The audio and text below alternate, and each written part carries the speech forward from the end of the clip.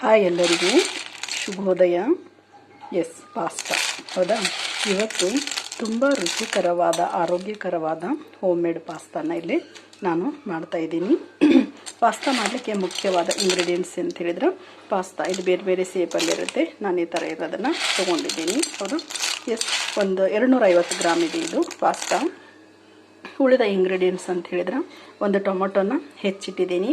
ನೀವು ಟೊಮೊಟೊನ ಈ ಥರ ಚಿಕ್ಕದಾಗಾದರೂ ಕಟ್ ಮಾಡಿ ಹಾಕ್ಬೋದು, ಅಥವಾ ಇದನ್ನು ಮಿಕ್ಸಿ ಮಾಡಿ ಇದರ ಪ್ಯೂರಿ ಆದರೆ ನೀವು ಹಾಕ್ಬೋದು. ಇನ್ನು ಒಗ್ಗರಣೆಗೆ ಒಂದು ಈರುಳ್ಳಿ ಇದೆ, ಒಂದು ಹಸಿ ಮೆಣಸಿನ್ಕಾಯಿ, ಕರಿಬೇವು, ಕೊತ್ತಂಬರಿ ಇದೆ, ಮತ್ತು ಒಂದು ದಪ್ಪ ಮೆಣಸಿನ್ಕಾಯಿನ ನಾನೇನು ಮಾಡಿದ್ದೀನಿ ಇಲ್ಲಿ ಹೆಚ್ಚಿಟ್ಟಿದ್ದೀನಿ.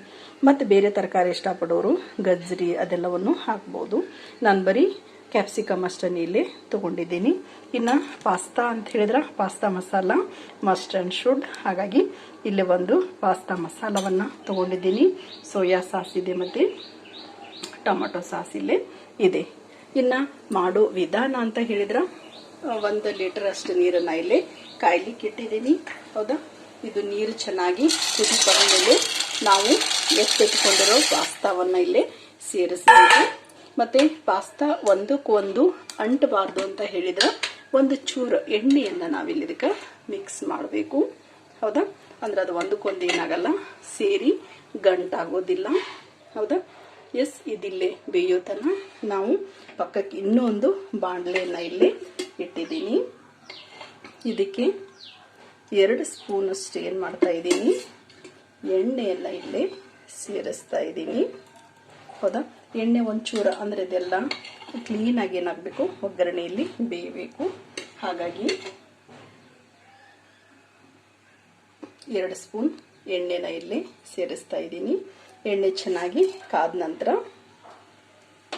ನಾವು ಸಾಸಿವೆ ಜೀರಿಗೆನ ಇಲ್ಲಿ ಏನು ಮಾಡಬೇಕು, ಸೇರಿಸಬೇಕು. ಬಾಣಲೆ ಸ್ವಲ್ಪ ದಪ್ಪ ಇದೆ, ಹಾಗಾಗಿ ಸ್ವಲ್ಪ ಟೈಮ್ ತಗೊಳುತ್ತೆ. ಸಾಸಿವೆ ಜೀರಿಗೆ ಚಟಪಟ ಅಂತ ಸಿಡಿದ ಮೇಲೆ ಇಲ್ಲಿ ನಾವು ಹೆಚ್ಚಿಟ್ಕೊಂಡಿರೋ ಕರಿಬೇವು, ಈರುಳ್ಳಿಯನ್ನು ಇಲ್ಲಿ ಸೇರಿಸ್ತಾ ಇದ್ದೀನಿ.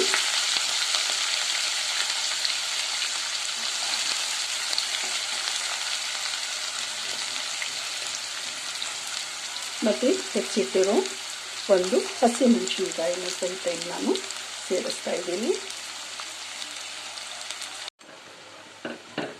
ಇದು ಪಾಸ್ತಾ ಏನು ಕುದಿಲಿಕ್ಕೆ ಇಟ್ಟಿದ್ವಲ್ಲ ಅದನ್ನು ಸ್ವಲ್ಪ ಆಗಾಗ ಮಿಕ್ಸ್ ಮಾಡ್ತಾ ಇರಬೇಕು. ಅದಂದ್ರೆ ಒಂದಕ್ಕೊಂದು ಏನಾಗೋದಿಲ್ಲ, ಹತ್ಕೊಳ್ಳೋದಿಲ್ಲ, ಗಂಟಾಗೋದಿಲ್ಲ.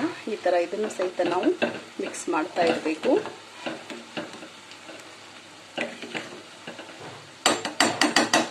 ಇಲ್ಲೇನು ಈರುಳ್ಳಿ ಅದೆಲ್ಲ ಹಾಕಿದ್ನೆಲ್ಲ ಒಗ್ಗರಣೆಗೆ, ಅದು ಸ್ವಲ್ಪ ಏನಾಗಿದೆ, ಕಲರ್ ಚೇಂಜ್ ಆಗಿದೆ. ಇವಾಗ ನಾನು ಇದಕ್ಕೆ ಹೆಚ್ಚಿಟ್ಟಿರೋ ಕ್ಯಾಪ್ಸಿಕಮನ್ನು ಸೇರಿಸ್ತಾ ಇದ್ದೀನಿ. ದಪ್ಪ ಮೆಣಸಿನಕಾಯಿ ಮತ್ತು ಟೊಮಾಟೊ, ಒಂದು ಟೊಮಾಟೊ ಹಣ್ಣನ್ನು ಏನು ಹೆಚ್ಚಿಟ್ಟಿದ್ವಲ್ಲ ಅದನ್ನು ಸಹಿತ ನಾನಿಲ್ಲಿ ಸೇರಿಸ್ತಾ ಇದ್ದೀನಿ. ಇದೆರಡು ಸ್ವಲ್ಪ ತುಂಬ ಸಾಫ್ಟ್ ಆಗೋ ತನಕ ನಾವೇನು ಮಾಡಬೇಕು, ಮುಚ್ಚಳವನ್ನು ಮುಚ್ಚಿಬಿಟ್ಟು ಕ್ಲೀನಾಗಿ ಇದನ್ನು ಬೇಯಿಸ್ಕೋಬೇಕು.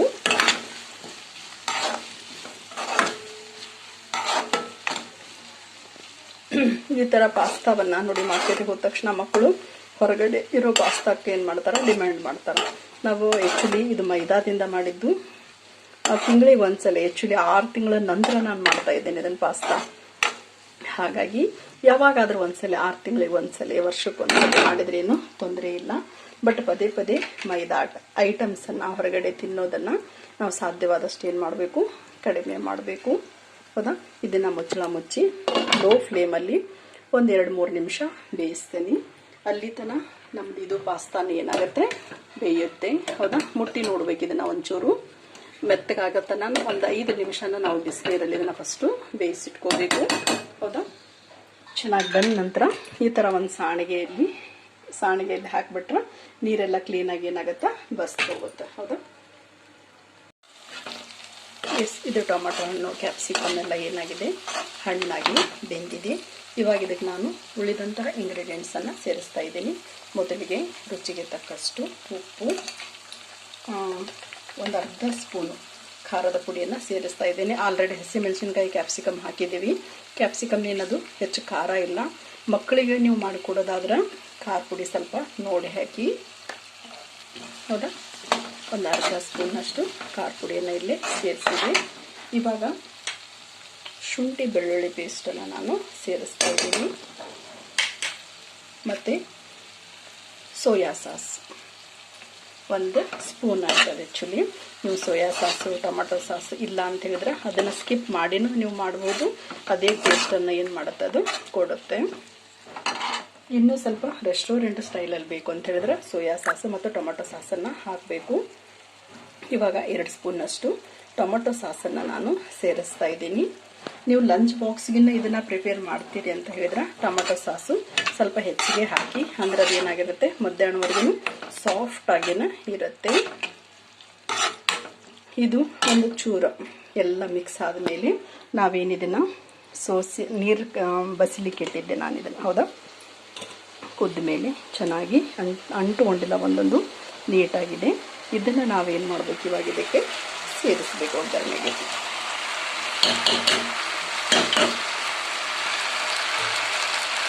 ಕ್ಲೀನಾಗಿ ಸೇರಿಸ್ಬಿಟ್ಟು ಒಂದು ಒಳ್ಳೆ ಮಿಕ್ಸ್ ಕೊಟ್ಟಿವಿ ಅಂತ ಹೇಳಿದ್ರೆ ಇವತ್ತಿನ ನಮ್ಮದು ಪಾಸ್ತಾ ರೆಡಿ ಟು ಈಟ್. ಹೌದಾ, ಹೆಚ್ಚಿಗೆ ಬರೀ ಒಂದು 1/4 kg 250 ಗ್ರಾಮ್ ಅಷ್ಟು ನಾನು ಇದನ್ನು ತೊಗೊಂಡಿದ್ದೀನಿ ನೋಡಿ. ಹೌದಾ, ಇಬ್ಬರಿಗೆ ಅಂತ ಹೇಳಿ ನಾವು ಇದನ್ನು ಮಾಡಿದ್ರೆ ಎಷ್ಟು ಜನಕ್ಕಾಗತ್ತೆ, 4 ಜನಕ್ಕೆ ಆಗುತ್ತೆ.